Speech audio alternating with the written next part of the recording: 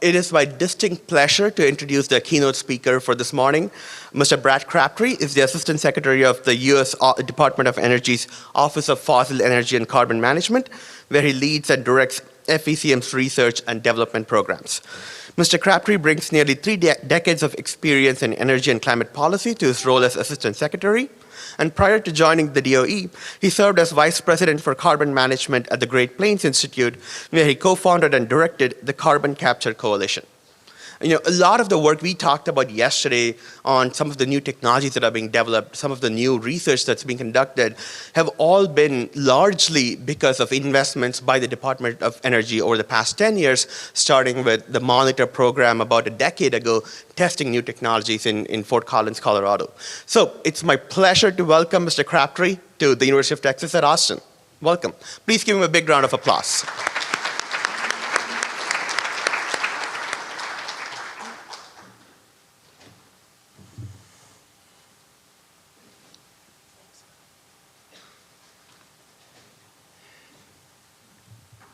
Thank you, Arvind, and good morning, everyone. It's great to be here. I want to thank the MDEL team for all the great work they're doing. And in my remarks, I'm going to talk about why it's so important. And I want to thank all of you for being here and being involved in this broader measurement and MRV agenda. I also want to take a moment and just recognize and thank my Department of Energy colleagues. I see Tim Reinhardt there and Jared Ciferno, and of course Tom here in the front. Thank you, Tom. I hope I'm not missing anybody, but I can't see everybody in the audience. So they're a great team. They're doing great work. I know you've heard from them and talked to them already during the course of this event.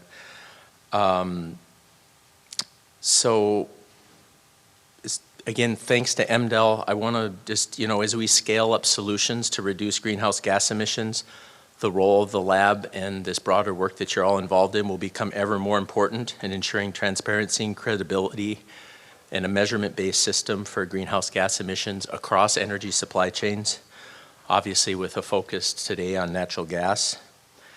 And the good news is, for the first time, the United States, the first time in my professional lifetime and ever for our country, the United States now has a comprehensive and unprecedented framework of funding, financing, and incentives in place to drive the development, demonstration, and wider deployment of clean energy and industrial technologies and infrastructure.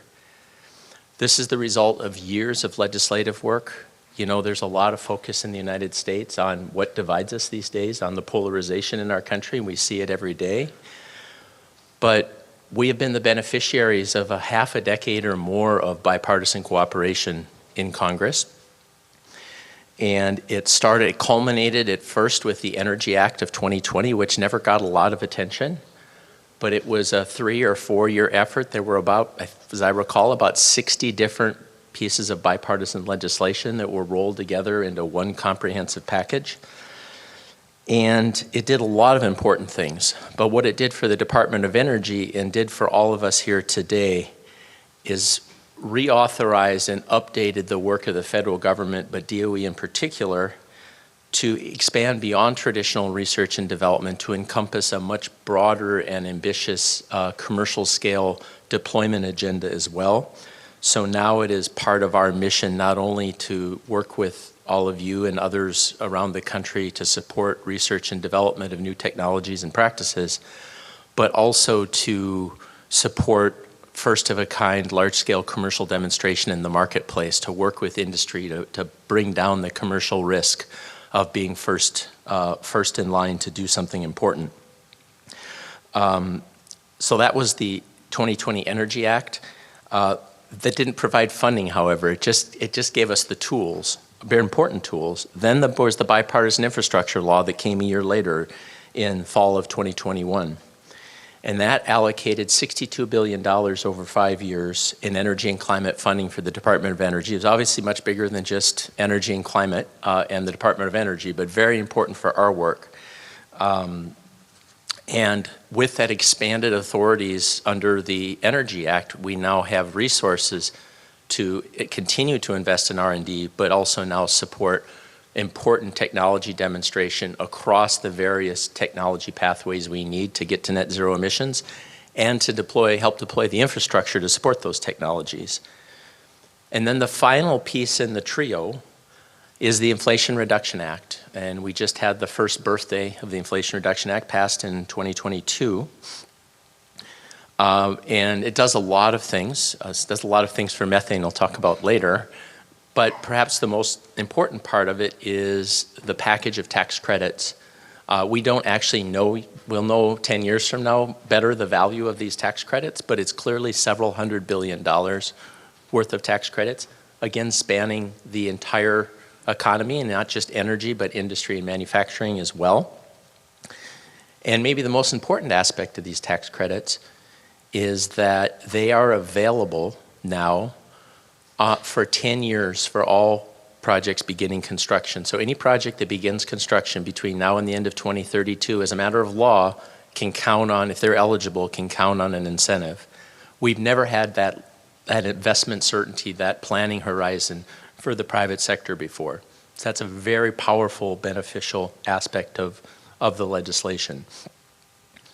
So by our estimates, and these are the administration estimates, we think the combination of the infrastructure bill and the Inflation Reduction Act, the federal funding coupled with the tax credit incentives and some financing tools as well, will put us on a track to reduce emissions of methane, or I'm sorry, reduce greenhouse gas emissions 40% from 2005 levels by 2030. And the goal of the administration is 50% by 2030. So it gets a substantial down payment on meeting the 2030 goal. We're already seeing a tremendous response in the marketplace as funding and financing and tax credits supercharge project development and investment. We're here in Texas. I don't need to tell you about the aspirations of many companies to build out clean energy projects of various kinds, and the infrastructure along with that, carbon hubs, hydrogen hubs, direct air capture hubs, the whole 9 yards. I'll just use carbon management because that's a big part of our portfolio and what I work on a lot, just to give you an illustrative example of the impact. I was talking to colleagues at the Clean Air Task Force. It's an environmental organization that's long supported carbon capture and storage, and they track the number of the publicly announced carbon management projects in the country. And their tracker as of 3 weeks ago was almost at 200 publicly announced projects. We know that there are many more projects that haven't been announced yet but are in various stages of the development pipeline.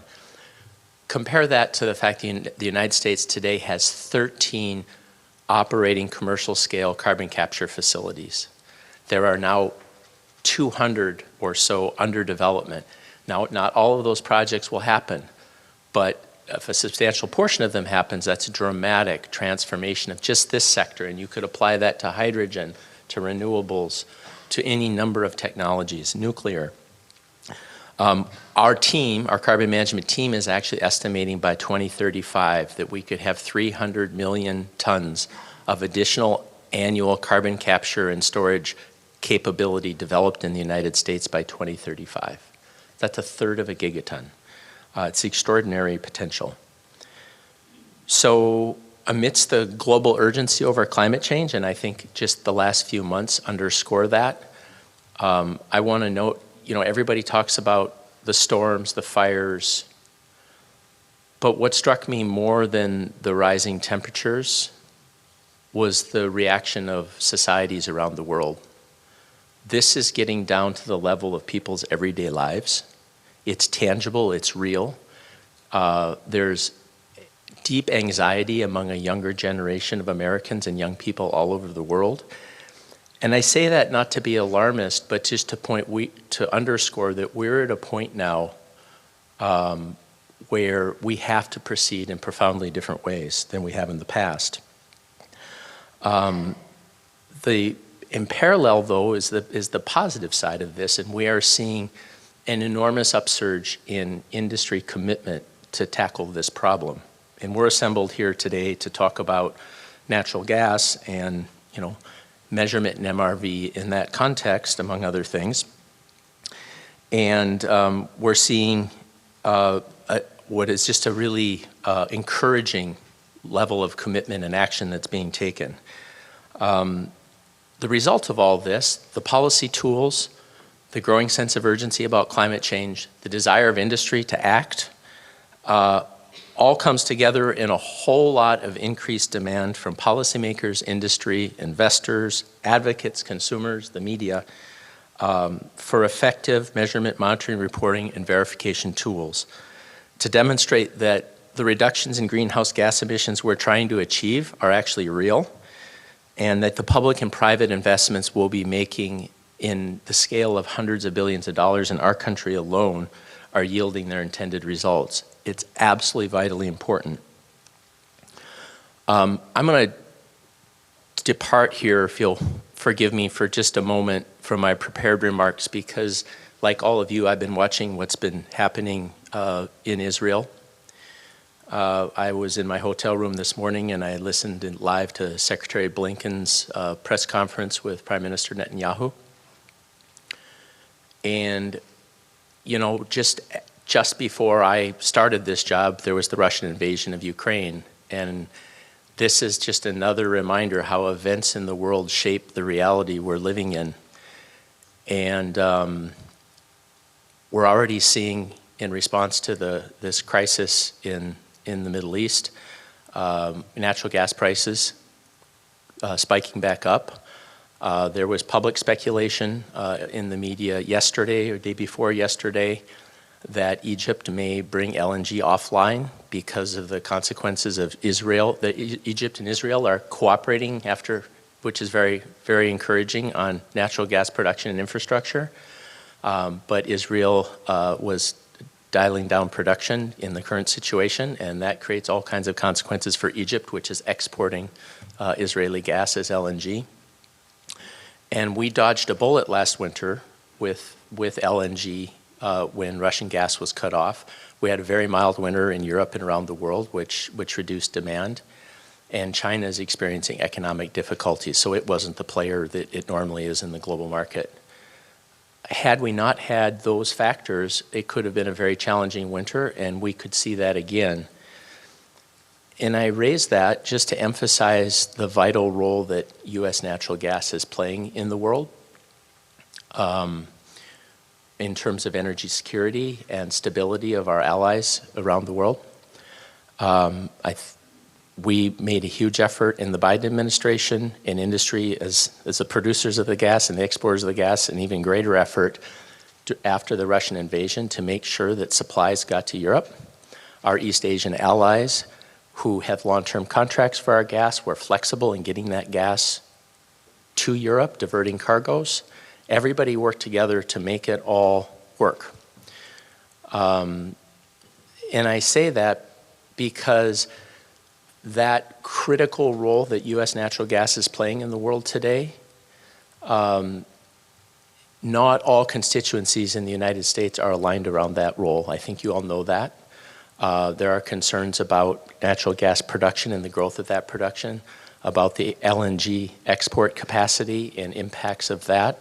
The concerns range from concerns about domestic costs of natural gas coming from industry to environmental and community groups worried about climate change and impacts to their communities. In that context, there is nothing more important in terms of, with the role that U.S. natural gas is playing, the critical role that we have to deliver on the climate front. The two are not separate. If we do not do both, we cannot maintain this forward-leaning energy security posture in the world today. And I know there are many of you from the industry here in the room, the rest of you working with the industry. But this measurement MRV effort is vital to that larger task, because it's what it will maintain the broader societal support for the production and exports from this industry. So that was a bit of a departure, but I think what's happening today in the world, what was happening after the Russian invasion, we are going to be in this kind of energy security environment, challenging environment for some time. And we cannot afford to not see the climate component of what we're doing as equally important, because it's what will help sustain this effort. So back to my prepared remarks, we're all seeing that producers, consumers, investors, and policymakers are increasingly expressing clear preferences for lower greenhouse gas emissions through methane mitigation and decarbonization across the natural gas supply chain. And there's just a groundswell of activity and innovation underway here in the US and around the world in measurement and MRV. I am working in the position I am, and I struggle to keep up. I know there are people working at technical levels who spend more time on this who admit that they themselves struggle to keep up. So on the one hand, there's this profusion of approaches to MRV at, dozens of companies participating, to proprietary efforts by individual companies, to national efforts like Qatar is doing with their national energy company, just an extraordinary range of MMRV efforts. And of course, that is a welcome recognition of the need and potential for methane mitigation and decarbonization, across the entire supply chain of natural gas, but also supporting an eventual transition to low and zero carbon hydrogen and ammonia.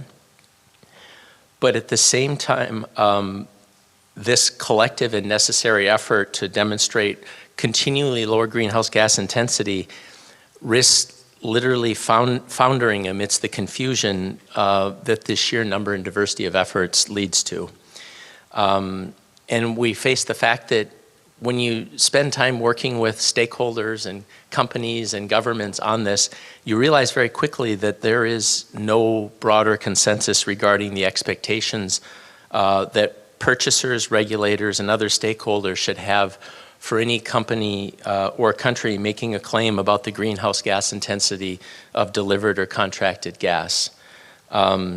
So in this context, the risk is that even sincere and credible technical efforts, of which there are many, that aim to substantiate improved performance, they risk being met with skepticism, and increasingly, as we're seeing in the media, even charges of greenwashing, whether it's deserved or not. So we really urgently need a consistent approach to measurement, monitoring, reporting, and verification, and that's central to the credibility and ultimate success of our broader effort to reduce methane emissions from the oil and gas sector to near zero by 2030, and ultimately to decarbonize the natural gas supply chain by mid-century. The current lack of consistent MMRV framework, hard to say, impedes the ability to verify reported emissions and limits the ability of buyers to demand and suppliers to supply fossil energy with a lower greenhouse gas profile, and in turn to drive emissions to ever lower levels in the marketplace over time. So we fielded, even in the time that I've been in the job, I started in May of last year, we have fielded a lot of concerns from industry and other stakeholders about this situation. In fact, some came to us and said, can you just step in and either choose a certification system or make some decisions to provide clarity? And that's not our role for a variety of reasons, which I won't take time to get into now. But we did start gathering feedback. Tom in particular has made a huge effort to reach out to the industry and other stakeholders. We held a forum in Washington, D.C.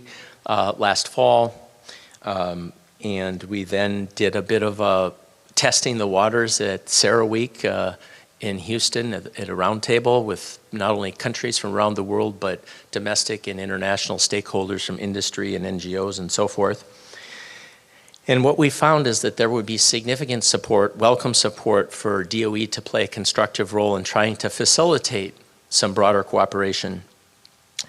And so we started reaching out to countries around the world, and we purposely cast the net broadly. I like to say countries as diverse as Norway and Mozambique, every region of the world. We now have 17 countries representing a critical mass of importing and exporting countries, and a substantial portion of the global natural gas market have all agreed to work together. Also the European Commission and the Eastern Mediterranean Gas Forum. And this work group's been meeting since May. I think this week, Tuesday morning this week, I think we had our 5th work group meeting. There's a technical group been set up that that Tom and others are helping to lead. We have a stakeholder group. We're doing our own outreach in the United States. Other countries are doing their own outreach. So this is all underway. And this work group is charged with the task of forging international agreement on a broader MMRV framework that would address the gaps across certification platforms and other types of mechanisms. I want to just say, some of you saw the news coverage. We are not setting a regulatory standard of any sort or certification standard for natural gas. Again, that's not DOE's role. Nor are we choosing certification initiatives that we think should be the ones that industry uses in the private sector.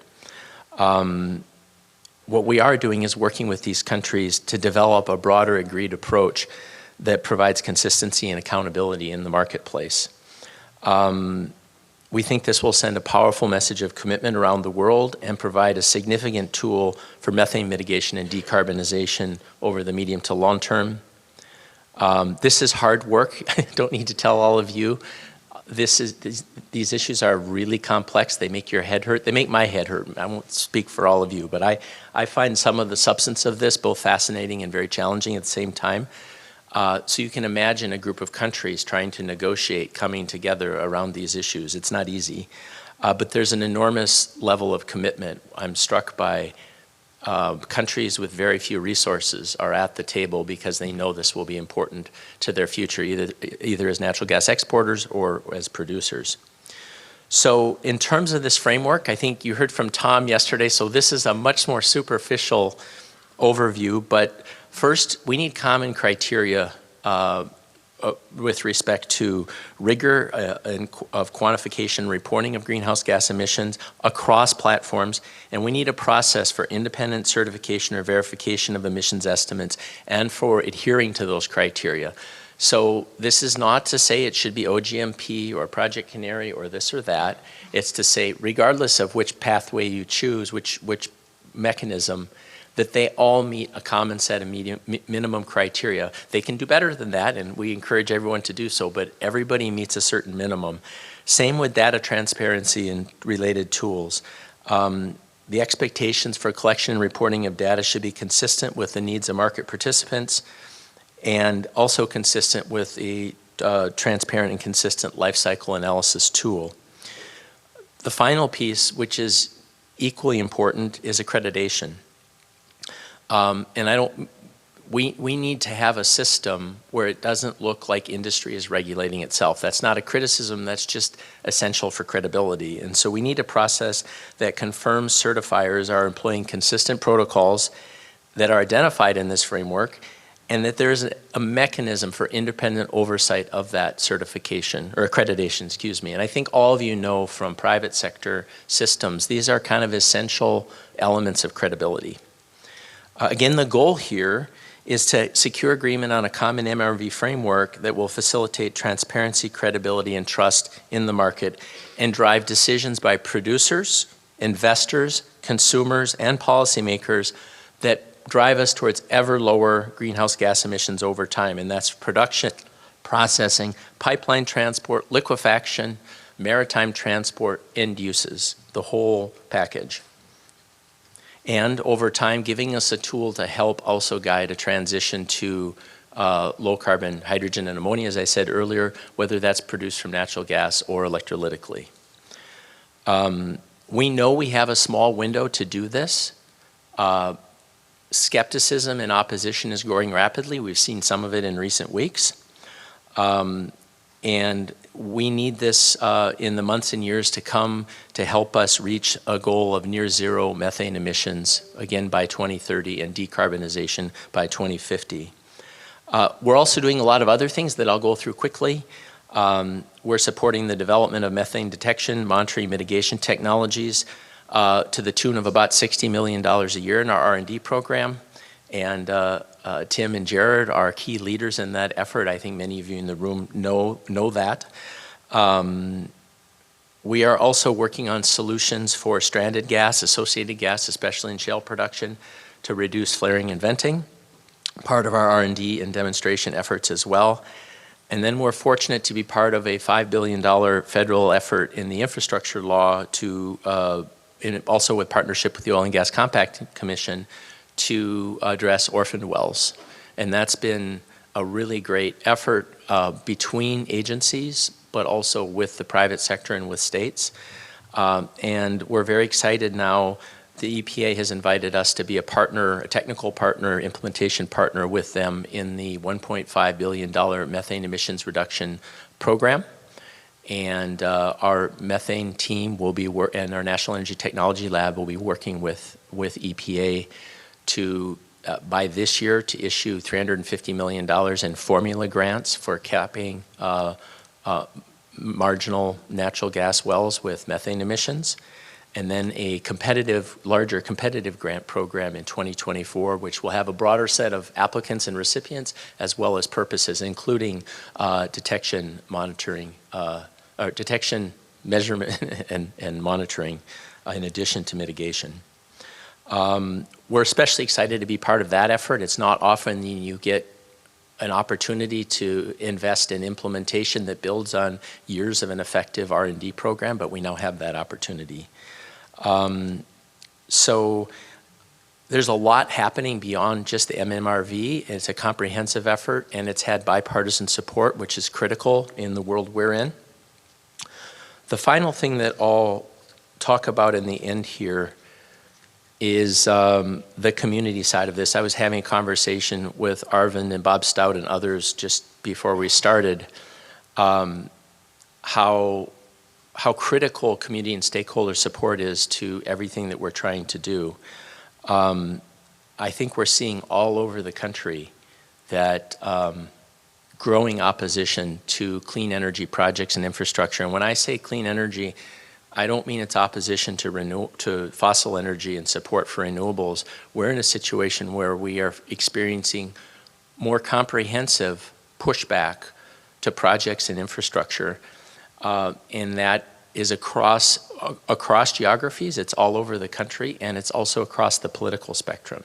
So it's not community environmental advocates opposing, a project at a refinery or a liquefaction terminal. It's in my own state of North Dakota. I have a ranch in south central North Dakota.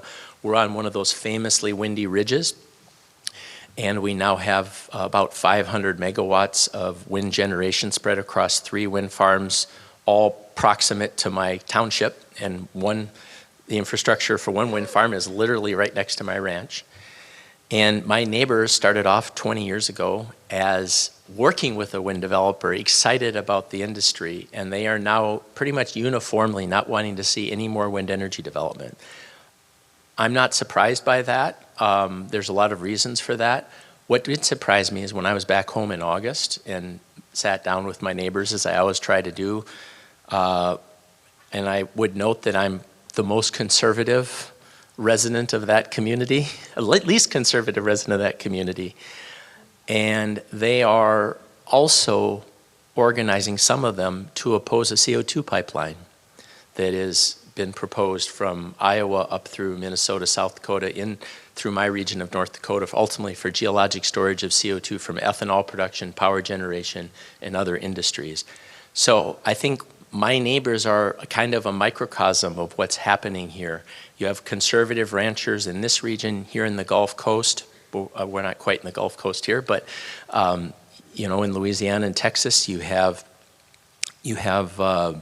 communities organizing to oppose carbon capture and storage projects, LNG liquefaction, and some of those reasons are historic and understandable.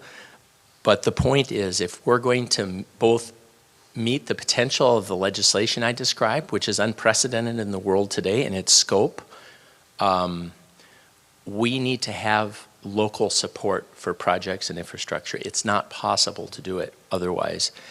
And if we're to meet our climate challenges, we have to be able to build things.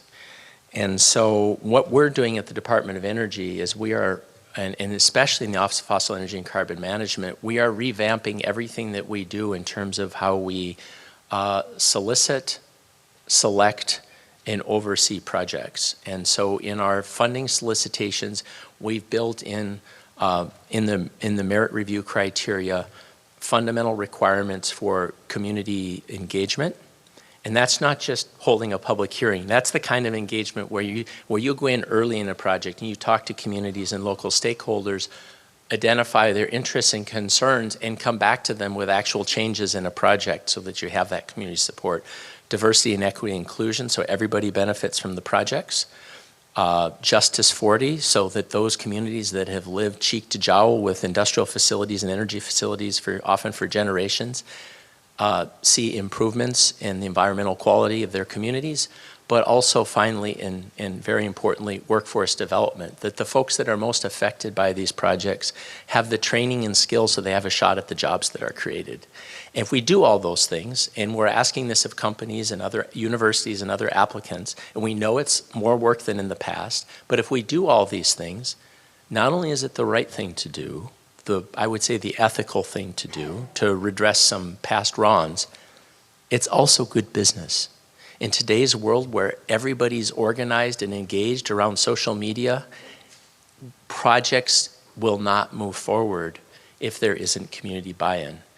So we think as much effort as this is requiring of some of you in the room, it's the path forward to help make all of this work so that industry can continue to have a path forward with technology and a social license to operate, and communities and others can see real environmental and economic benefits from the investments we're making.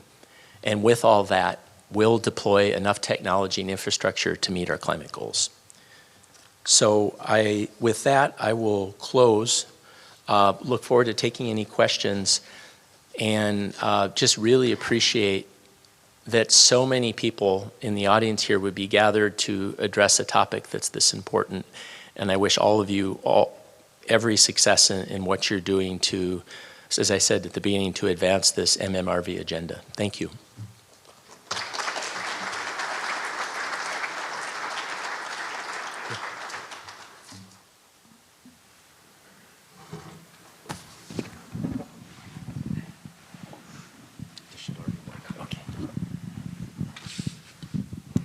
All right, thank you for those wonderful remarks. For those in the audience, if you want to ask questions, the Slido link is up behind me. Just go in there and put down your questions, and Professor Dave Allen sitting there will be moderating them. One thing that this audience is not shy about is asking questions. I just checked before coming here, and there's already like 15 different questions on the Slido. So let me start off first, just following your remarks, and then we'll see what the audience questions are. One of the things we have seen in the US over the past decade is that a lot of the technology development and the deployment has happened here in the United States more than in any other country. So when you talk about this global MMRV framework to other countries around the world, what are you hearing about availability of technology, potential technology transfers, on how they can use some of the learnings in the United States and use them to accelerate measurements and reporting in other countries? Okay, so that is a really good question, and it's a hard question. It's the challenge, I think, that underlies a lot of energy and climate discussions globally right now, is that how do we, the tools and solutions that we're investing in as a wealthy country, and other countries are as well, we're not the only ones, as you all know, how do countries that don't have those resources or have national oil and gas companies that don't have the capacity and the internal management culture and a lot of other things to, I'm sorry, my phone is pinging here. Apologies. I thought I turned it off. I must have turned it on. So one of the, I obviously, it's kind of my job representing the Biden administration to talk about this amazing legislative framework we have, and I actually sincerely believe that it is amazing, and we're really fortunate to have this opportunity to take advantage of this funding and incentives to address these challenges. If there is a weakness, though, it's really a domestic package. There are very few resources. In fact, there are very few resources in the legislation for international projects and investments. We have our Development Finance Corporation, Ex-Im Bank, and other vehicles in the federal government to help finance projects, but this recent legislation didn't significantly increase their capabilities. So I think if we're to do better going forward as a country, one area where we, I think, need more policy development is in actually having financing mechanisms in other countries where the bulk of the emissions will be in the future. The one thing, though, that the Infrastructure Bill and Inflation Reduction Act provisions, the funding, financing, and tax credits will do is with the deployment we'll be seeing, we know from experience from wind, solar, hydraulic fracturing, any range of technologies, that we learn by doing, and as we deploy technology and infrastructure, we learn how better to construct the projects, finance the projects, operate the equipment, manufacture the equipment.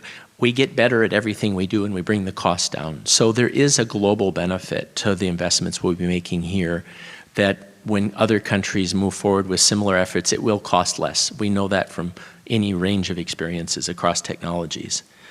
The other thing that is going on right now, which I want to be clear, I'm not personally involved in, so I don't have a lot of details, but there is a lot of discussion between the US government, the United Arab Emirates, which is hosting the climate conference end of November, beginning of December, companies around the world and other governments about mobilizing significant capital to invest in methane mitigation, talking about goals that, hundreds of millions of dollars. None of this is finalized, and I can't speak publicly to any, but just to know that there's a collective realization that we have to do more to finance these solutions in other countries. And there are companies in this room, I think in this room, I'm sure, that have helped some of their operating partners overseas to implement methane solutions. And so I think there's going to be a great role for American and the American oil majors, some of the larger independents, and of course the global oil majors in playing a supporting role in delivering those solutions. I want to pick on something that you mentioned earlier. Obviously, it's safe to say that natural gas still plays a big role in global energy security, and there are media reports of Egypt potentially reducing its LNG exports soon. One of the challenges that we see in terms of addressing greenhouse gas emissions from the oil and gas supply chain is that global markets can be unpredictable, and world events will significantly affect our exports and imports. What's your sense of how do we keep the momentum going on addressing methane emissions, even as all these other challenges that confront us on a daily and a yearly basis? Yeah,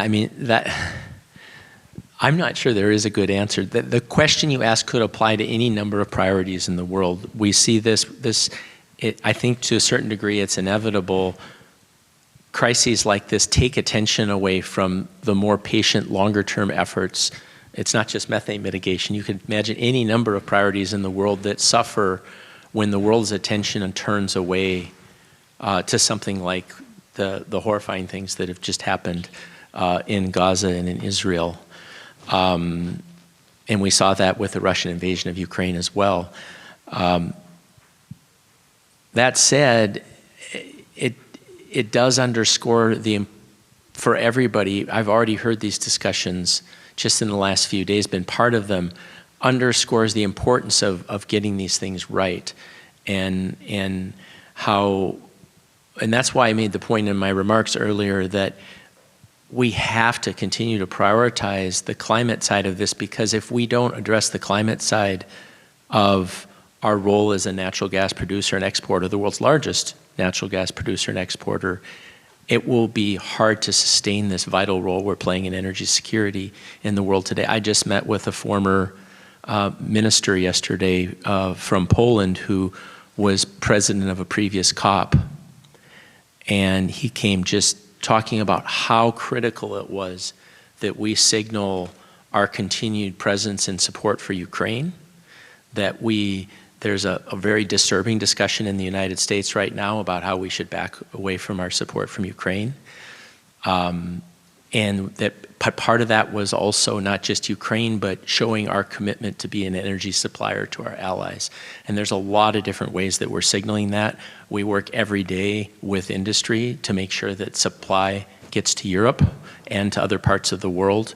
We have approved a range in our office, a range of export authorizations just in the time that I've been in office. We are now I'm getting a little away from your question, but I think this is important to say. We have authorized exports, we have operating capacity of about 14 billion cubic feet of natural gas per day. We've authorized another 12 billion or so that are under construction. But if you look at the total volume of exports that we've already authorized, it's roughly 4 times our current natural gas exports. Very few people realize that. But we have a very forward-leaning export posture. And what you're all doing will help create the confidence domestically to sustain that role, that people can understand that we're making regular systematic progress in reducing emissions, and that our natural gas production, use, and export is not inconsistent with decarbonizing by mid-century. Let's go for some audience questions now. Dave. Yeah, thank you. First, let me note many of the questions lead with thank you for being here.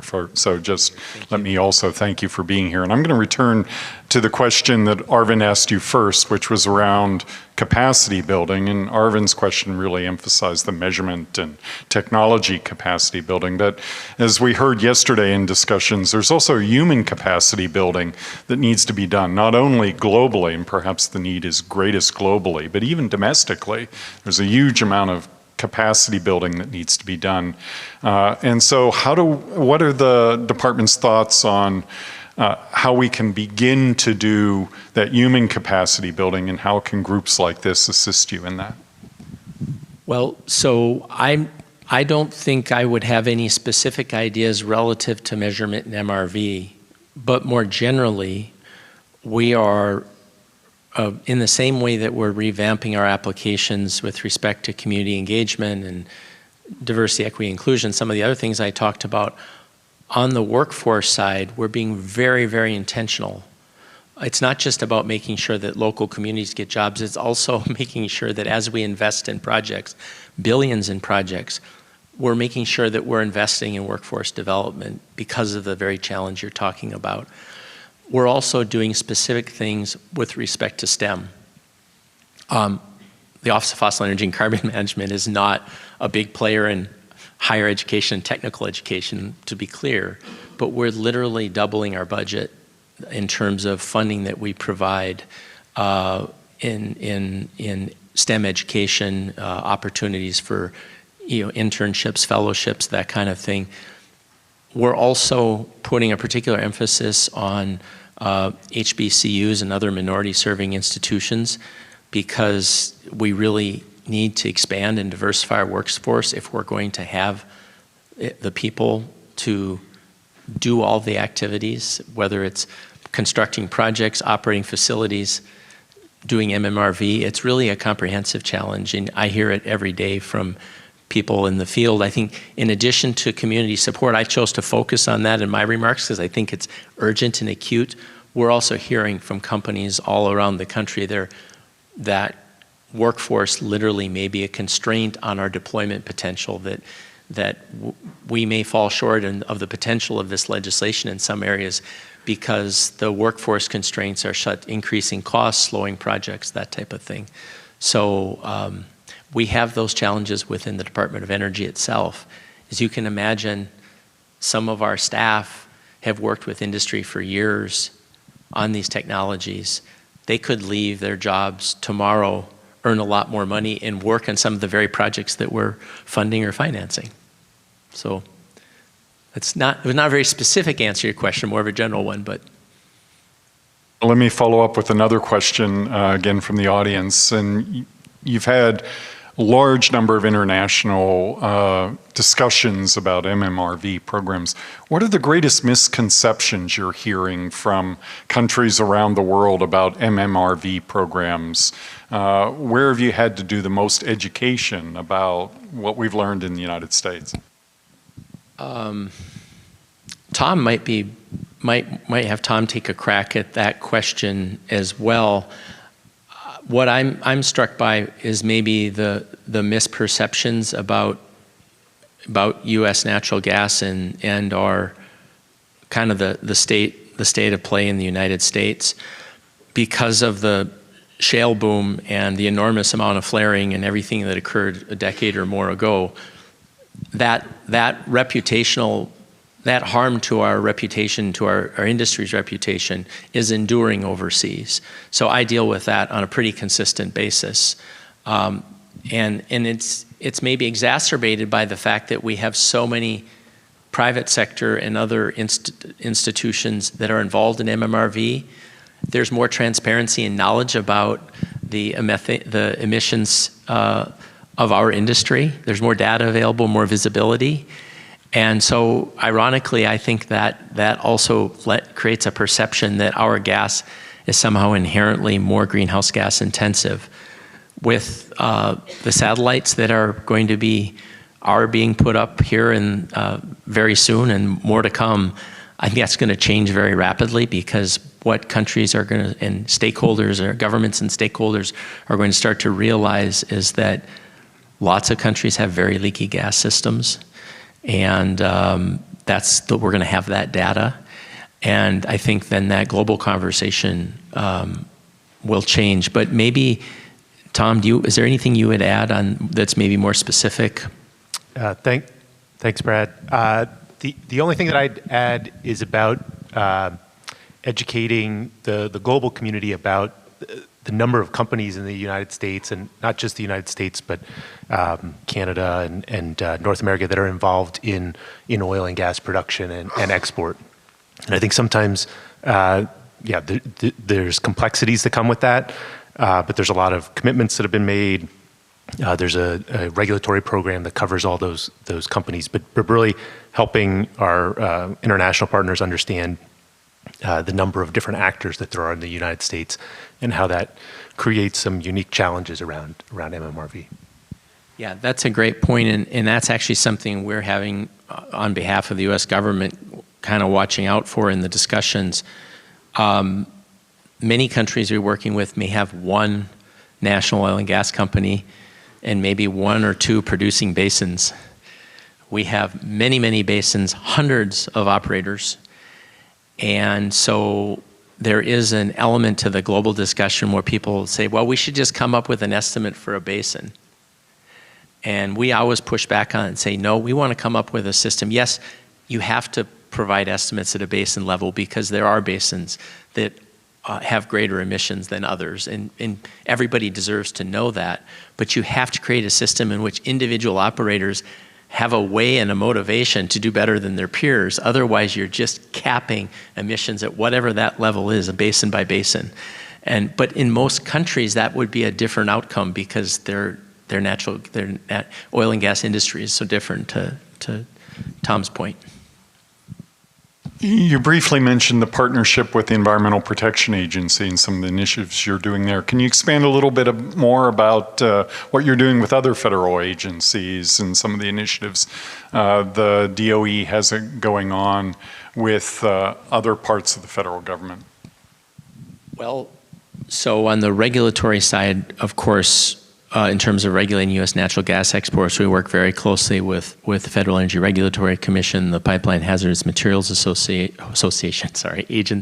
PHMSA. I like to just say PHMSA. It's so hard to say the full name. That's regular and ongoing at the staff level in particular, but now we're starting to do it even at the leadership level. I'm wondering, Jared or Tim, you might say more on some of the other agencies. The multi-agency